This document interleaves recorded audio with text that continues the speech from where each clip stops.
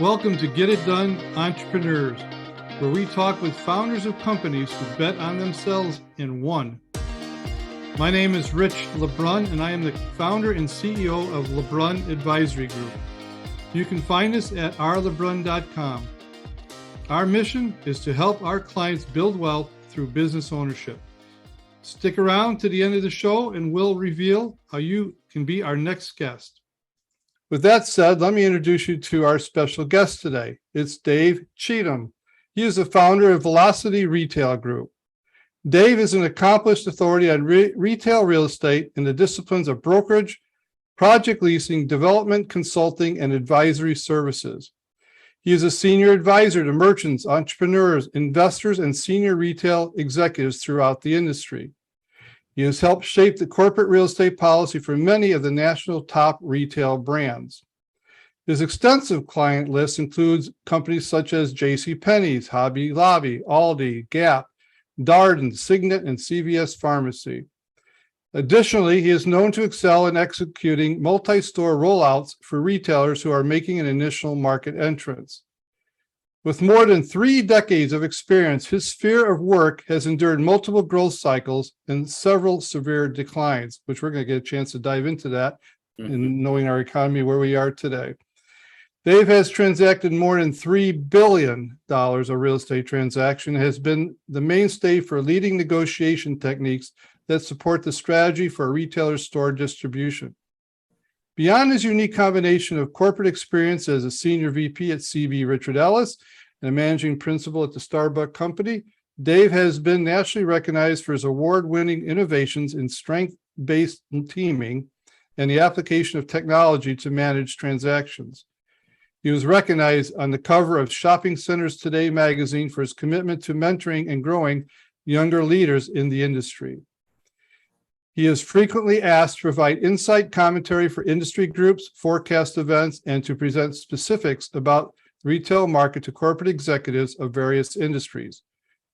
For 2 years, Dave served as the president of X Team Retail Advisors, a leading real estate brokerage firm serving the world's premier tenants, landlords, developers, and owners. X Team Retail Advisors has proven expertise in over 40 major markets throughout the United States and Canada. And Dave lives in Phoenix, Arizona, a nice, warm, and hot and sunny area. With all that said, welcome, David, to the show. Hey, thanks for having me. Well, thanks for taking time out of your busy day. I could have gone on and on about your resume here, but I figured that was a good introduction. You have a wealth of knowledge in this industry. Well, I appreciate it. And as we talked before the show, I come from a background in commercial real estate, not necessarily an expertise in retail, but in real estate in general. So we have a lot in common here to talk about. Well, I'm curious if we can start out. You started Velocity Realty Partners, is that correct? And how long? Velocity Retail Group.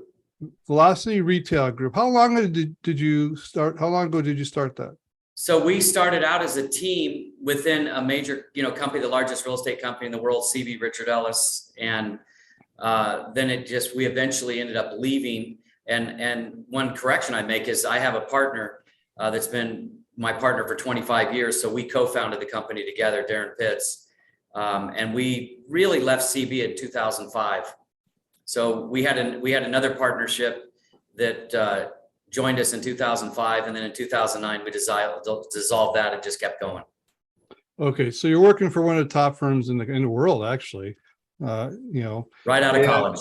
Right out of college. Great job, right? Great opportunity. Couldn't find a better company, really, except for yours now, right? There you go. Work for. 2005, the market's hot. It was still that before that 2008, and you jumped ship. So tell us what was going on. What was some of the thinking? Why did you decide to go all in at that time? Well, I was raised in retail real estate. When I got out of college, I was hired at 23, came right out of college, had 2 mentors that were really special in my life and that kind of taught me the business. They left the company. I stayed at CB, eventually became one of the top producers in the world for the company and kind of had was blessed through that process. But as I went through the process, there was times I would get frustrated with a large company because I didn't have I couldn't be nimble. I couldn't hire people that I wanted to hire. It was always, everything was, being measured, it was kind of the lowest common denominator. Everything was about fairness and whatever. So if I'm like, well, I want to do this, I didn't have that. So there was multiple times that I kind of looked at, hey, do I need to make a change? And then in 2005, a friend of mine who worked with Roger Staubach came and said, why don't you run the Western United States, be a partner with us in the Western United States. So we started with Roger in 2005. And then when he sold the company, we changed the name from Staubach Retail, which is what made our shift, to Velocity Retail Group, our old team name at CB, and never looked back. So is Roger Staubach part of this company too? No, we were part of this. In 2005, we joined, at that time, Staubach Retail. And Right. that was the name in our office, but we were the managing principal. And so when he sold his company to JLL, we didn't want to sell.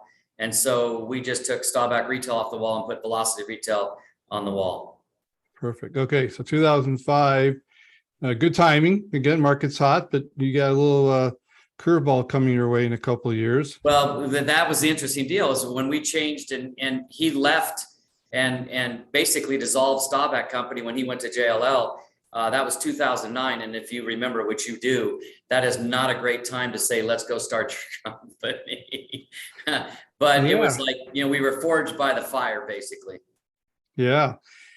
Because you could have joined JLL. You could have done some other things, right? You probably could have gone anywhere and named your price to go anywhere you want. You were that successful.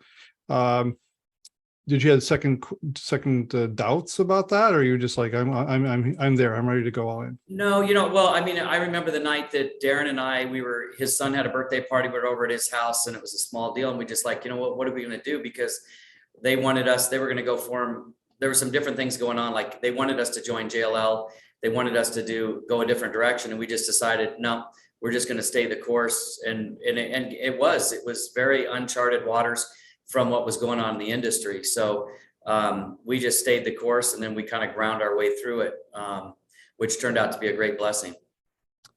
Looking back, was there any decisions that you made that you think you could have done differently? Not really. One of the things that is a differentiator for us that we're kind of really looked at for is we hired a performance coach when we were at CB. And he really got us to focus on building the strength-based teaming. So we had an amazing team. Before we left CB, we were picked as the top retail team in the world for the company. And that team became kind of the small cadre that we were when we were with Staubach. And then that team became our company when we, kind of disconnected from Staubach Retail. And we've never looked back. And we've got employees that have been with us. One of our ladies that joined us, she's been here almost 25 years. My partner, I hired as a young guy right out of grad school, and he started off as just kind of like a runner and moved all the way up to be a full partner with me, Darren Pitts. Fantastic. Well, maybe the answer is having a performance coach. But my next question is there any key decisions that you thought was really the catalyst to your success? I think when I was young and I was dating a girl, I had a father. It wasn't a father-in-law because I didn't marry her, but I had a guy in my life that was really important. And he told me some of the things that made him successful. And he kind of mentored me when I was dating his daughter. And he taught me, he just had a 90th birthday, but he taught me something that really has been kind of the foundation. And it's just always go the extra mile. And he gave me the examples, and I've just never forgotten it, where he got all these promotions and things that happened in his career because he always did that extra. And my partner feels that way. I feel that way. And I think that's the biggest differentiation for us just on performance is we're not perfectionists, but we're trying to always do a little bit more than they ask for. All right. So going the extra mile, I love this saying. Can you define it? Give me an example. What would that be that would differentiate you out there? You know what? It started all the way, and this is kind of funny, but I always look at it this way. Like when I rolled back to the 80s and they invented the small computer, when we go, oh, we got a desktop computer. And then you're like, but when I started in the business, you got a typewriter.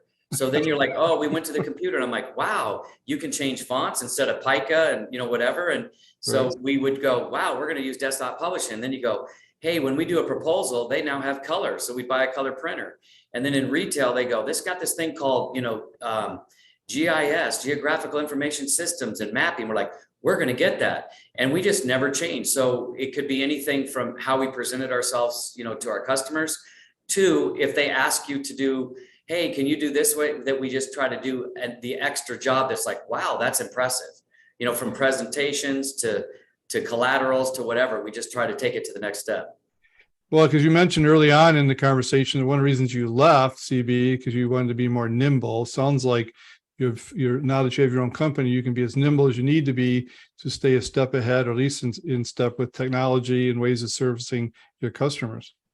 Absolutely. And one of the things that was kind of interesting in a big company, and there's so much that has changed in the world of HR. There's so much that's changed with this new generation.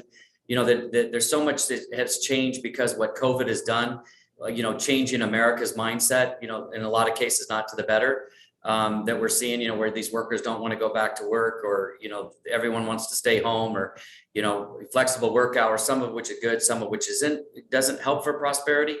But during this process, when we were with a big firm, everything was so structured. You're like, I want to hire a person. Like, well, you got this overhead, we got corporate allocations, and we talk to us again in October when we're making the decision for the future year and all this. Now I can sit there and do whatever I want. That doesn't bring, it brings another set of problems. It's now a lot of those issues that were handled by the firm are now handled by me. Mm-hmm. And that's one of the challenges, but I would definitely make the trade. Yeah. I guess you get to live and die by the decisions, right? Absolutely. The buck stops at the top. Yeah. And the other thing that's kind of interesting is when you're building a team, one of the things that we do with the way, and my partner says this, we're really look at our business like a sports team, and most companies don't look at it that way. So you might say, hey, I drafted this person. We gave them a bonus. They wore the hat, put the shirt on, they got the accolades, and they didn't even make it through training camp. So we look at people and we'll change them out if they're not a fit. Well, typical companies, they're almost evaluated like you have turnover, but we're looking for the right person in the right position and the right chemistry. If we don't have that, we'll change them out for somebody. And then we just slowly keep gathering these pieces. And then the goal is to keep the quality people that you have. Perfect. Let's take a little commercial break here. Let's talk about your company. Explain to our listeners maybe your services. Again, we made a little redundant, your differentiator, and who is your customer out there. So in case they know somebody, or maybe they themselves who are listening could utilize your services. So when I first got into business, most traditional retail business was just leasing shopping centers, third-party leasing. And then about 1990, there was a shift in the market where they started doing this thing. On the residential side, you think of it as buyer's rep. In our side, we look at it as tenant rep. And I started working some of the big boys, like Sears and whatnot, and really became, at the time, there was a company that was doing a national expansion, called, Boston Market, Boston Chicken, that kind of deal. And that's where I kind of made the transition, where a lot of my business was, and our business is, working with occupiers of space. So we really built a company that way. Of course, we do third-party leasing. And then as we grew our team, our emphasis a lot was working with, occupiers of space. And then one of the things that they needed we found is like sometimes there's no space there. So sometimes we need to build something for them. So we created, our umbrella is Velocity Retail Group. It has 3 lines of business: property management, because we need to manage certain properties for people; brokerage, which is broken up into 2 parts, both tenant rep and doing third-party leasing.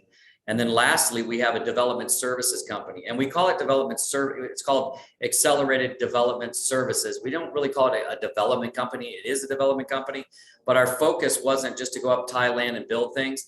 It was really to work with those occupiers of space that said, hey, I went there and I need to be in this trade area, but there's nothing built. So we would go buy the land, build it for them, and then lease it to them as a tenant. So those are our 3. And then we brought in a 35-year veteran to kind of run that, Trey Aiken, to run that part of the company.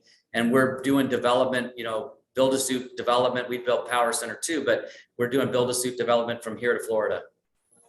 So your resume reads national tenants.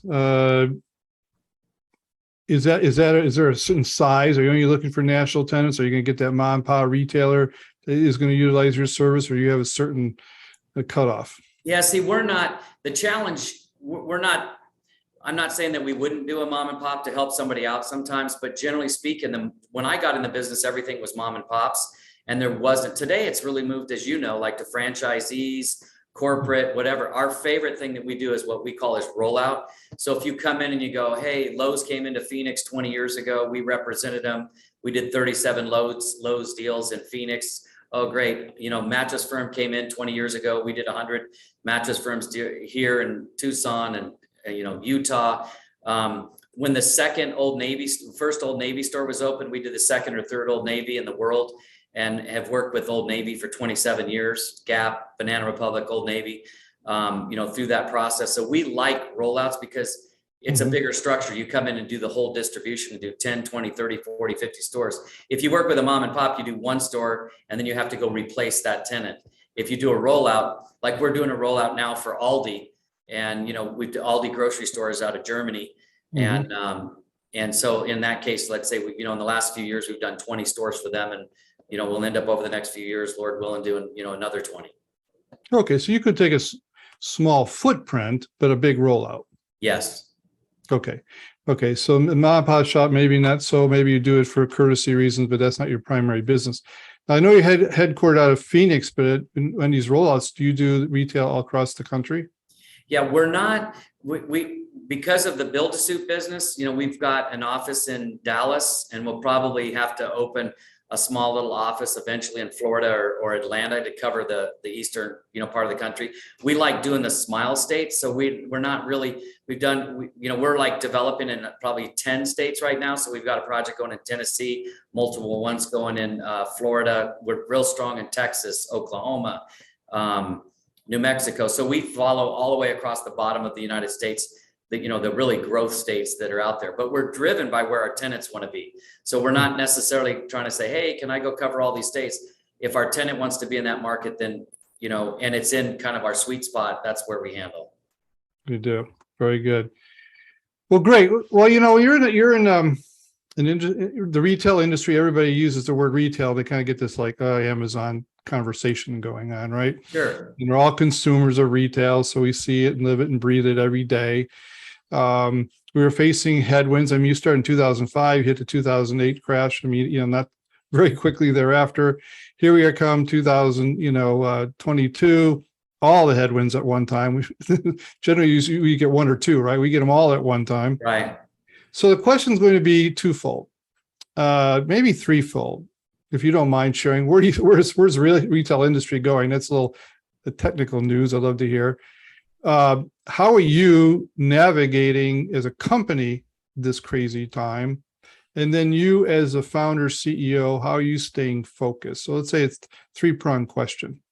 So the first question is, which is my favorite question, is if, I speak in a lot of panels, I do a few podcasts, and I write a lot of stuff for being the president of X team, and just, I'm requested to write certain things. But my favorite question is basically the false narrative that's been out in the market that's been propagated for the last 10 years, which is retail is under attack, and it's all about, Amazon. And I always say the same thing. It's like that when the internet came and everyone was registering domain names and, we're going to be pet.com and shoe.com and all this stuff.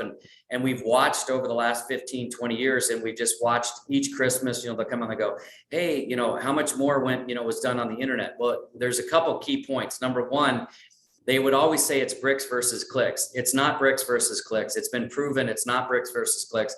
It's been proven that, the number one pastime in America is shopping. It's hard to believe, but the Mall of America does more business and has more visitors than Disney World. And so what's really happened, and COVID was a real help in this area, if you're the retailer, almost all retailers have to do both. So you have to have the ability to give your customer what they want, when they want it, the way they want it. So one day your customer may want to pick up their groceries in the parking lot because they got kids in the back seat. Another day they might want toilet paper delivered to the front door. Another day they want to walk into Costco and load up a cart. And I always use the example, a good example is like Panera. If you've ever eaten at Panera, they started off and you had just an experience, an in-store experience. Then they like, we're going to copy Jimmy John's and we're going to deliver. And then they're like, we're going to add a drive-through. So their delivery is like Amazon. Their store experience is a store experience. And then they have what they call BOPUS. Do you know what BOPUS is? I don't.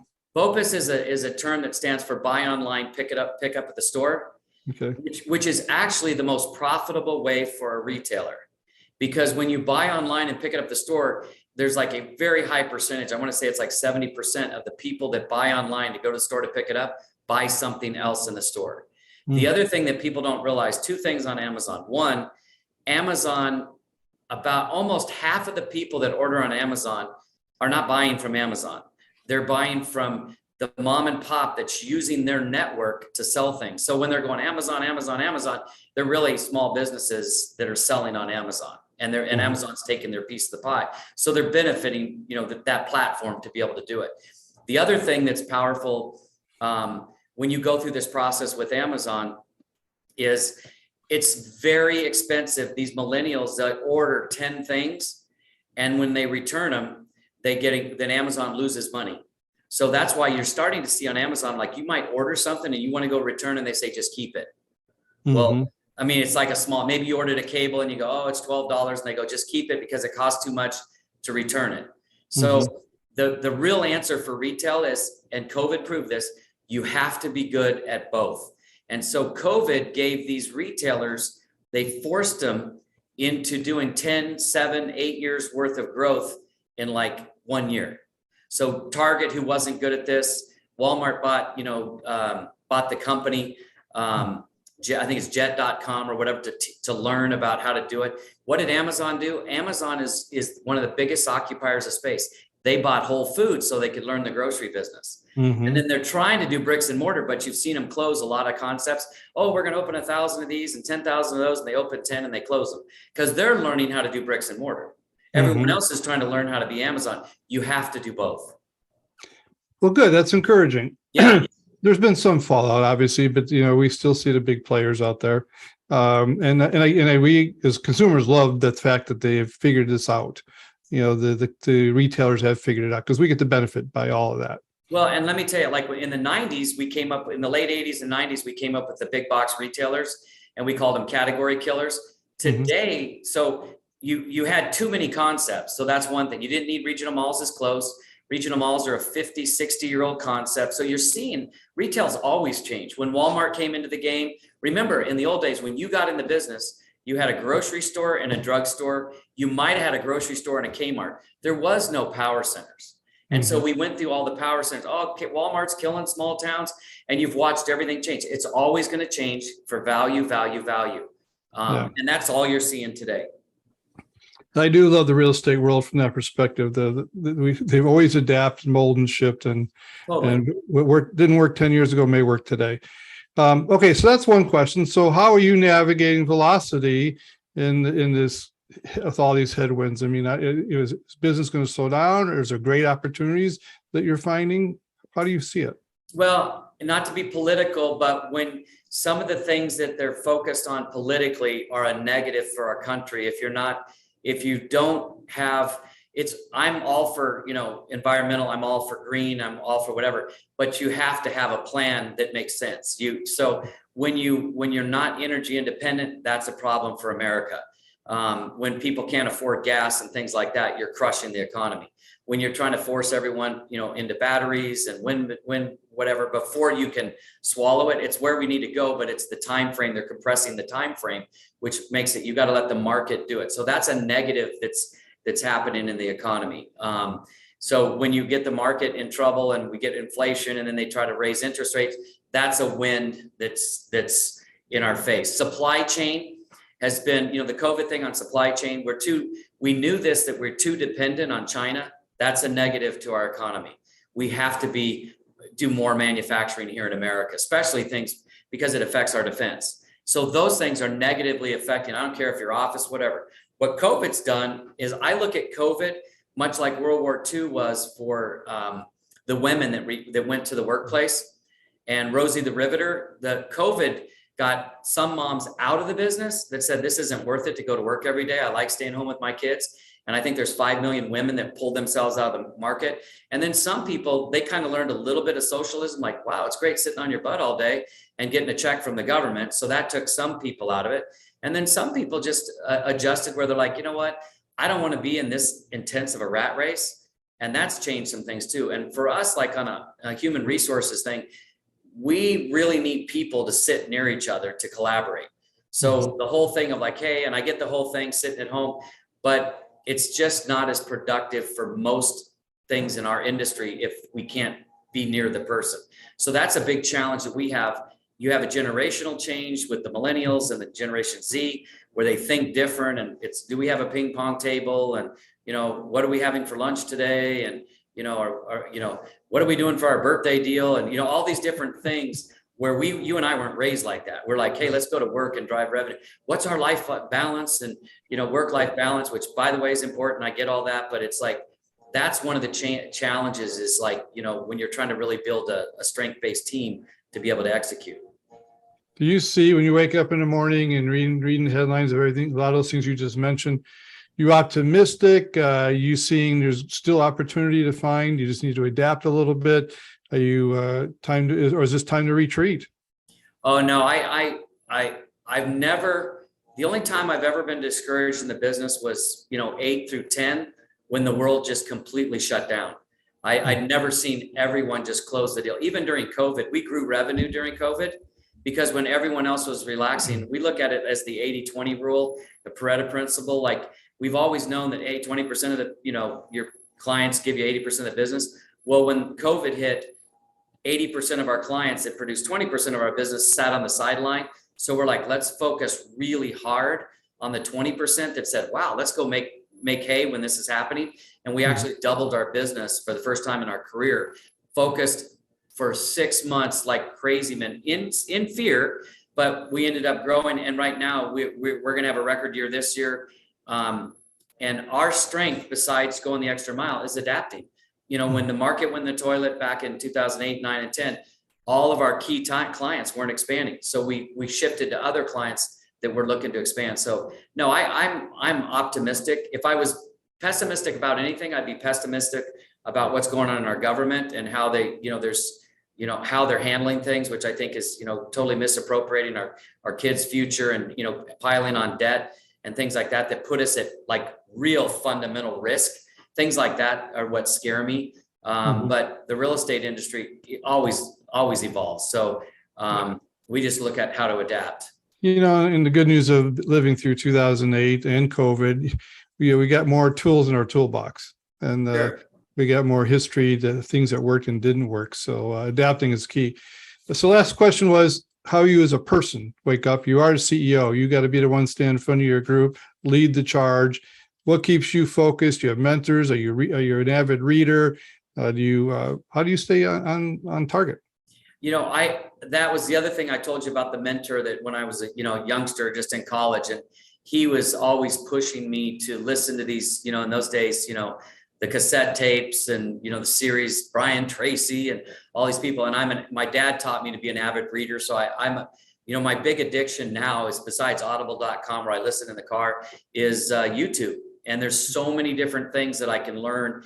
And I've kind of like, devolved from the news. I don't watch the news anymore. So I take all the negativity out of my life.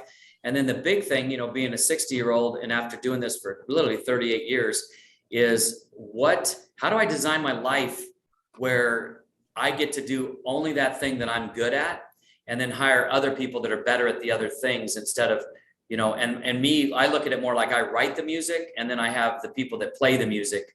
And then I want really talented players. And then I'll do some direction, you know, like, you know, as a conductor. And that's what gives me kind of joy. I love it. I love it. I always believe in the university of YouTube. It's just amazing how much wealth of knowledge we get out there, and people are willing to share, just like you're doing today. So before we head out, I want to ask you, how can our listeners get a hold of you? Should they be someone that would fit your customer, and what's the best way to reach you? Yeah, my phone number is 602-682-6060. Our website, we're at velocityretail.com. And if somebody has something they think that we can bring value to, we'd love to hear from them.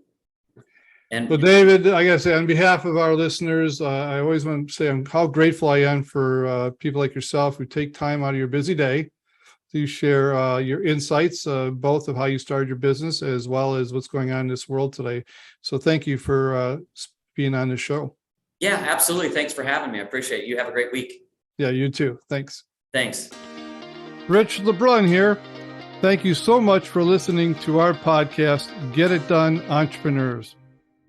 If you are a successful business owner who would like to be on this program, please visit us at rlebrun.com/podcast and fill out the form, and we will reach out to you. If you got something out of this interview, would you share this episode on social media? Just do a quick screenshot with your phone and text it to a friend or post it on the socials. If you know someone that would be a great guest, tag them on social media to let them know about the show. Include the hashtag GetItDoneEntrepreneurs. I love seeing your posts and guest suggestions. We are regularly putting out new episodes and content. To make sure you don't miss any episodes, go ahead and subscribe. Your thumbs up, ratings, and reviews go a long way to help promote the show and mean a lot to me and my team. Want to know more? Go to our website, rlebrun.com, or follow me on LinkedIn, Facebook, and Instagram. Thanks for listening. We will see you next time.